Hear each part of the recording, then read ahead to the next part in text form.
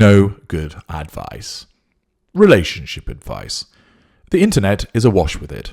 Sites, blogs, question and answer sessions, videos on YouTube. There's a plethora of advice about how to deal with the problems which arise in intimate relationships.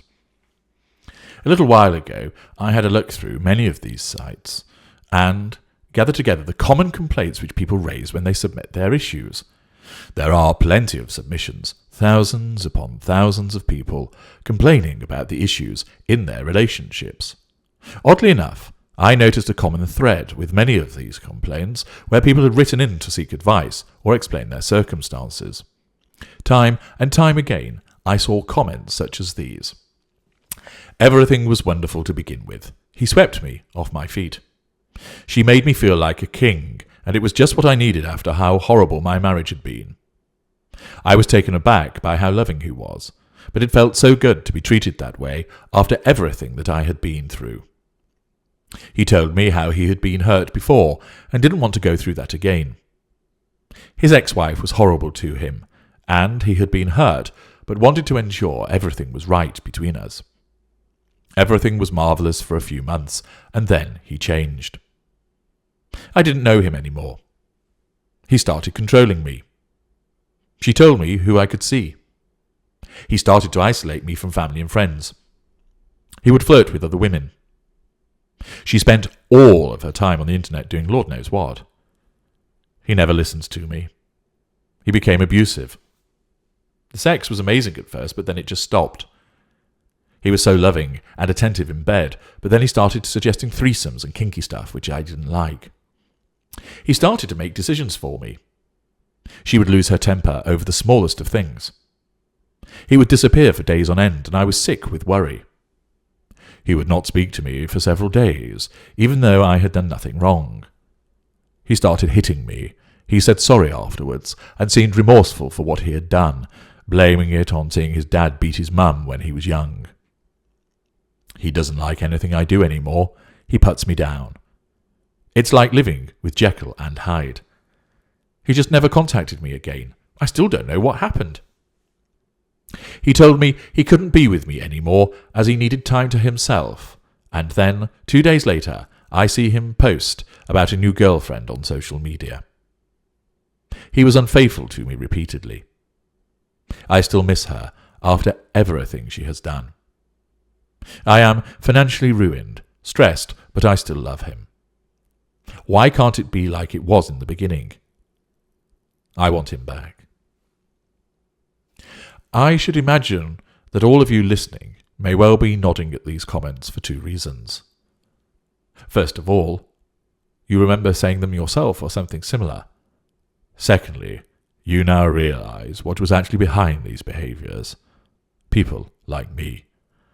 Over and over again, I saw questions and tales which had all the common theme of brilliant start, he became someone else, dumped me, I was heartbroken. Hundreds upon hundreds of these stories, these tales of misery and woe, a litany of despondency and confusion that had been piled up in the inboxes of the relationship advisors and gurus. I scrolled through them all, reading the replies, the advice, and the suggestions. I read the analysis, I digested the observations, and spent some considerable time in doing so. What did I see? Not one person raised the possibility that the person seeking advice had become involved with a narcissist. Not one. Many of these blogs and relationship advice sites were clearly popular. Some were established names linked to lifestyle magazines and newspapers. Many directed you to their services for counselling and relationship toolkits. Many of them trotted out similar comments and platitudes.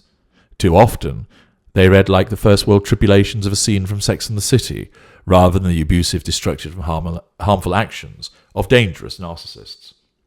Yet, not one of them raised the suggestion that a narcissist was involved. Now, naturally, it's not the case that behind every relationship woe there is a narcissist, but I know that those of you listening to this will, for the benefit of the enlightenment that you have achieved, know that there is a good chance that problems of this nature, as described repeatedly in the problem pages of these sites, are to do with people like my kind. Yet nobody was offering this as a possibility. That shows the scale of how easy it is for us to do what we do and pass undetected. It shows the staggering lack of knowledge about what we do say, think, and do, and the naivety of so many people, including those who apparently understand relationship dynamics. Instead, I saw repeated comments such as these, and I will also provide you with my observations upon these comments as well. He is clearly a commitment phobe.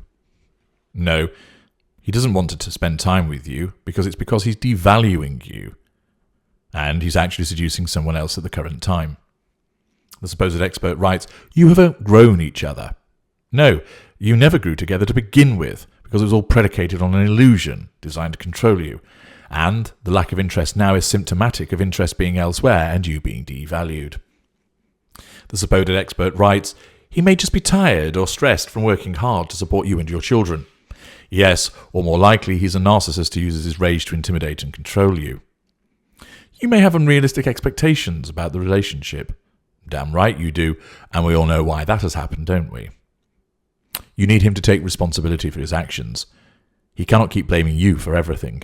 Good luck with that one. He just might not be into you. Half right, I suppose. He just isn't into your fuel anymore. He's into somebody else's.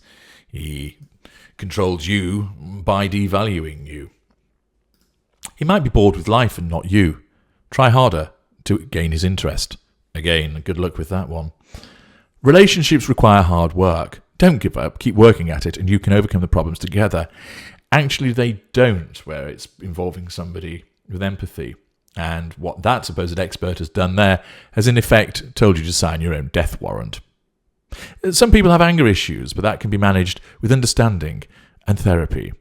Or, more likely, they have fury, which ignites at wounding and the threat to control, and always will do. And you are now saddling yourself to that problem if you don't get away. Being hurt is an inevitable part of a relationship. No, it's not. It is if you're involved with a narcissist, but not when you're involved with an empathic person. I'm not suggesting that every problem in a relationship is as a consequence of the other party being a narcissist. That is unrealistic. However, the number of times that I read about what was clearly the narcissistic dynamic of seduction, devaluation, and disengagement for an intimate partner primary source was significant. The habitual and repeated behaviours were all there to be seen. The monumental amount of times that I recognise narcissistic manipulations, the rage attacks, the silent treatments, the triangulation, intimidation, bullying, gaslighting, and so forth, in so many posts didn't surprise me, but they were not picked up on by these supposed relationship experts. Many times, these manipulations were not isolated events. They were habitual, repeated, and a pattern of behaviour, and also differing types of manipulations, which then combined and repeated over and over. That pattern of behaviour, those repeated actions, point in one direction. The advice and platitudes that were provided to people who were clearly, not just possibly, but clearly entangled with a narcissist were way off the mark. The descriptions and answers that I provided earlier were the ones which were provided to people, and at best this would mean the person would remain clueless and stuck with no appropriate solution, and at worst they were providing advice which would harm the individuals who had sought the advice. I'm not surprised by this erroneous advice. I wasn't amazed by the omission of our kind from the explanation. I wasn't taken aback by the scale of people complaining about what was clearly narcissistic abuse, but not being told as such. This is why we are able to do what we do. This is why we are able to move amongst people, ensnare fresh victims, and maintain our veneer of respectability. This is why what we do is passed off as something else, euphemized, diluted, lessened, and made to seem like a standard relationship hiccup. This is why ignorance is so harmful. This is why we remain so effective. This is why we remain so dangerous. No good advice, indeed. Here is where you find everything that is required to understand narcissism. Ensure that you allow others to access it too. I'm H.G. Tudor. Thank you for listening.